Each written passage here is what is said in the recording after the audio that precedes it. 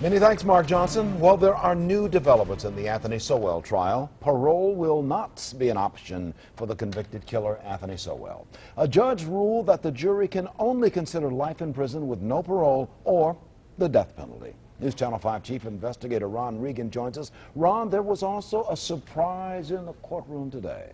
Well, sure was. After being convicted of murdering 11 women, Sowell may now try to plead for his own life. His lawyers are thinking about putting the client on the witness stand to beg for mercy.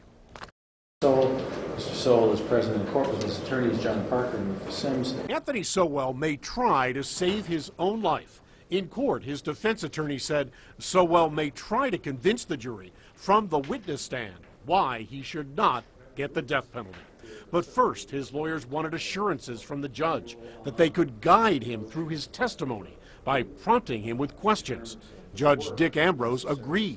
When I think the one thing that's clear from the case law that it is within the court's discretion, and without getting into whether it's a right or not of the defendant, it's the court's discretion in this case that the defendant or that counsel be allowed to elicit a statement from the defendant through a question and answer format. So the defense motion in that regard is granted.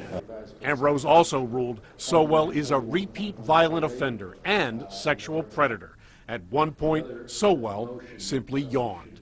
But when jurors decide his fate, he'll have to hope they remember what his lawyers told them when the trial started. But please be patient, listen to the evidence over the coming weeks. Do not draw any hasty conclusions about the evidence until you've heard everything.